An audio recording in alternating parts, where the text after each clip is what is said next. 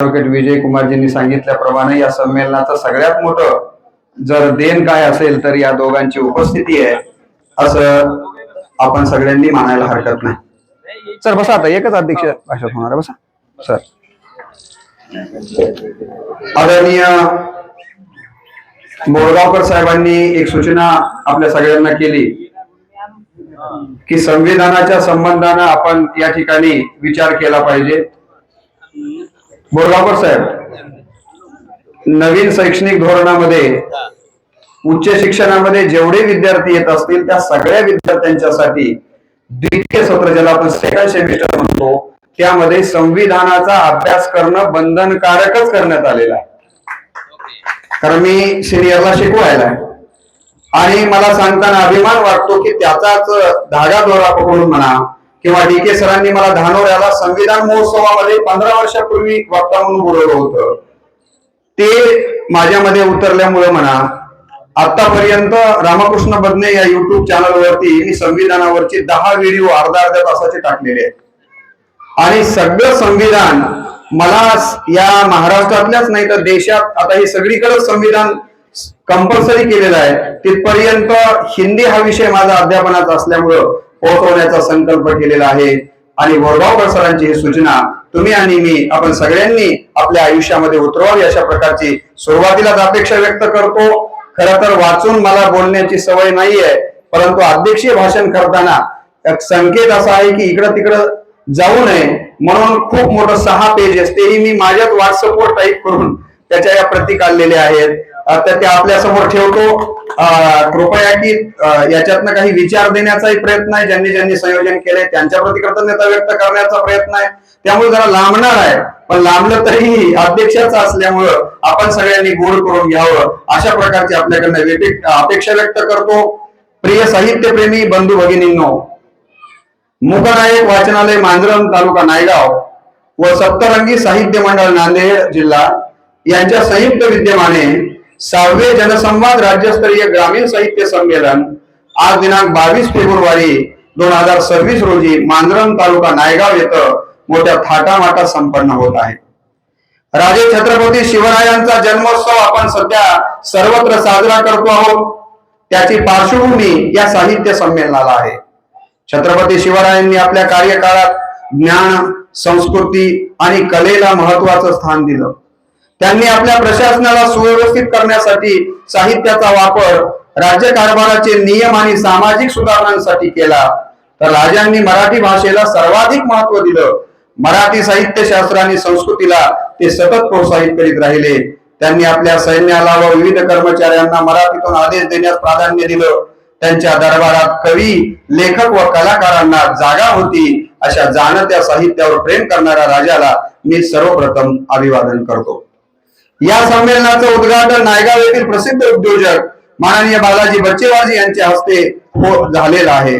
शिक्षण क्षेत्रातील कृषीतुल्य व्यक्तिमत्व आमचे मार्गदर्शक माजी केंद्र प्रमुख DK वाघमारे गुरुजींच्या वरील विशेष अंकाचं प्रकाशन ज्यांच्या शुभ हस्ते होणार आहे किंवा झालंय असे अप्पर जिल्हाधिकारी माननीय पांडुरंग बोरगावकरजी, ज्येष्ठ रिपाई नेते माननीय मधुकर मांजरमकरजी, निमंत्रक आदर्श शिक्षक पुरस्कार प्राप्त माननीय शिवाजी कोणकेवाड, प्रमुख पाहुणे माननीय दिगंबर कदम सर उपस्थित नाहीयेत, जे नाहीयेत त्यांची नाव आता मी वगळतो। आमचे मित्र अनुरत्न वाघमारेजी, माननीय प्राचार्य बाबासाहेब शिंदेजी, अत्यंत बोधपर आणि अत्यंत अभ्यासपूर्ण ज्यांनी इथं मार्गदर्शन केलं, आमचे मार्गदर्शक ॲडव्होकेट विजयजी गोनारकरजी, माननीय लक्ष्मण कोंडावरजी, माननीय बालाजी शिंदे, प्रतापजी सूर्यवंशी, नंदेश्वर कोरे, भगवान वाघमारेजी, प्रल्हाद टिकाणे, माननीय डॉक्टर मीनाक्षीताई कागडे, माननीय सौ ताटेवेरी, माननीय DG चंदन फुले, माननीय केशव वडगावकर, पुरुषोत्तमजी वैष्णव, त्र्यंबक स्वामी,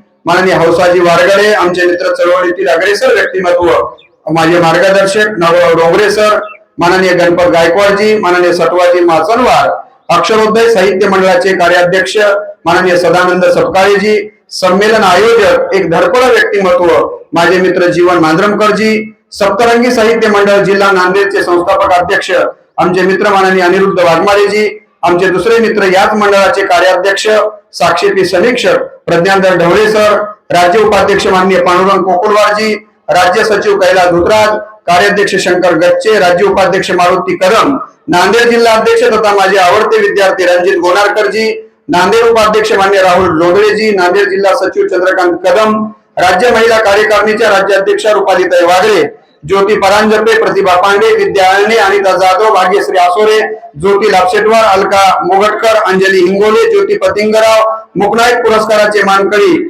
बळीराम नवारे गुरुजी, शंकर माने वजीरगावकर, शिवाजी शिंदे, शिवाजी मलदोळे, संजय पाटील, श्रीकांत गोनारकर, कपिल दुमने, विलास शिंदे, शाहीर किशोर वाघमारे बारोळकर, माधुरी पिंगळे, शेख आरिफ, अंजली मुनेश्वर, जनसंवाद पुरस्काराचे मानकरी आदरणीय डी.के. वाघमारे गुरुजी, माननीय प्राध्यापक संजय कुमार मांजरमकर, माननीय भीमराव तरटे, माननीय जगन गोनारकरजी, आमचे परम मित्र बाळासाहेब पांडे सर, माननीय साहेबरावजी देवदे, लोकशाहीचा चौथा खांब असलेले पत्रकार बांधव, दिवसभर चालणाऱ्या या साहित्य संमेलनात विविध साहित्य प्रकारामध्ये सहभाग नोंदवणारे ज्येष्ठ श्रेष्ठ सर्व साहित्यिक मित्र, ग्रामस्थ बंधू भगिनींनो आणि ज्यांचा मी सुरुवातीलाच उल्लेख केला, मला घडवणारे माझे दोन्हीही गुरु आदरणीय प्राध्यापक डॉक्टर सुरेश वाघमारे सर आणि आदरणीय गुरुवर्य माधव गादेकर सर.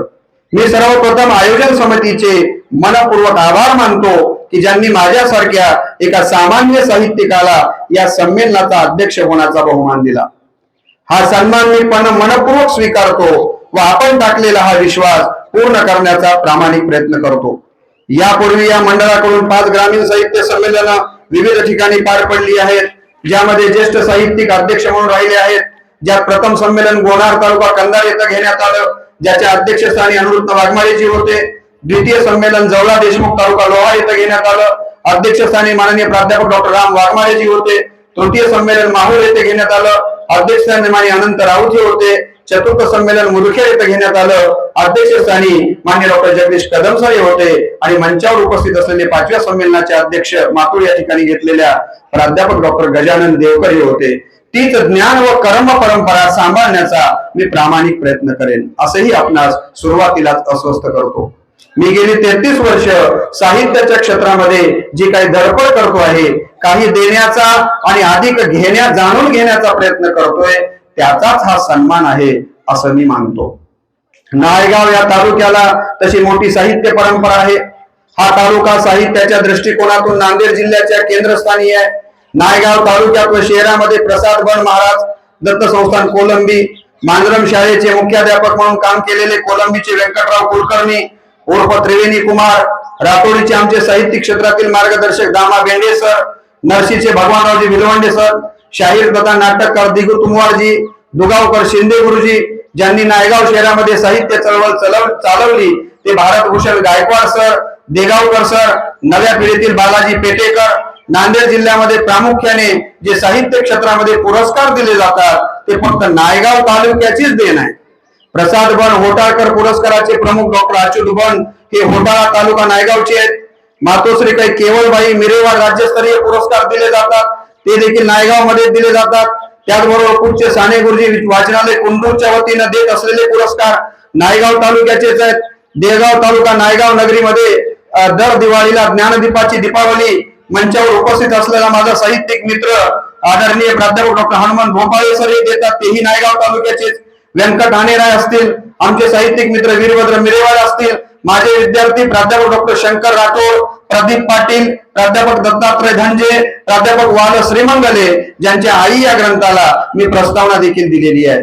प्राध्यापक नारायण शिंदे सर, प्राध्यापक अशोक सोलंकी, प्राध्यापक राजेंद्र इंगळे, व्यंकट सोलंके, शंकर बोईनवाड, सरोज शिंपाळे, प्राध्यापिका शोभा शिंदे, ज्ञानेश्वर शिंदे, चंद्रकांत गायकवाड, इंदुताई देशपांडे, अनुपमा बन, पांडुरंग जाधव, राजेंद्र बैस, दिगंबर कानोले, संजय ठिकाणे पाटील, मारुती मानमोळ, माधव बैलकवाड, बाळू दुर्गुमवाड, ज्यांनी मी संपादित केलेल्या विमुक्त या ग्रंथास दुर्गुबाम यांनी सन्मानितही केलेला आहे.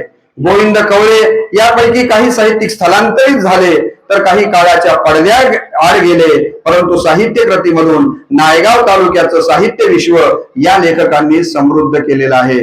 त्यामुळेच आजही आशीर्वाद वाघमारे असतील, जयवंत पवळे, साहेबन शेख, क्रांतिकुमार काकडे, मुरारी गायकवाड, बालाजी अलगुडवाड, सोपान देगावकर, गजानन पांपटवार, बालाजी कदम, हनुमंत पवार, बालाजी गिरे बोईनवाड, सौ संगीता गडगेकर, सौ प्रिया देशमुख, कृष्णकवी मरवाडीकर, जीवन कोकणे, दिसी लोण, प्राध्यापक पी.डी. जाधव, माधव सोंजे व काही मला माहित नसलेले साहित्यिक लिहित आहेत. या सर्वांच्या लेखिनीला मी सुरुवातीलाच विनम्र सलाम करतो. तसेच मांजरम या गावाविषयी मला नितांत आदर आहे. हे गाव तसंच चळवळीचं गाव आहे. विशेषत्वाने इथं शैक्षणिक चळवळ मोठ्या प्रमाणावर रुजली व वाढली, म्हणूनच इथले अनेक मान्यवर मोठमोठ्या पदांच्या वरती कार्यरत आहेत. बोलायचं झालं तर ज्या भाई दिगंबरजी शिंदे यांचं नाव विचारपीठाला दिलं गेलं, त्यांनी बहुजन चळवळीमध्ये राहून अन्यायाविरोधामध्ये सतत आवाज उठवण्याचं काम केलेलं आहे. स्वतःच्या नोकरीचा त्याग करून शैक्षणिक चळवळ उभी केली. या गावचे सलग 20 वर्षापेक्षा अधिक काळ सरपंच म्हणून त्यांनी नेतृत्व केलं. त्यांच्या प्रतीची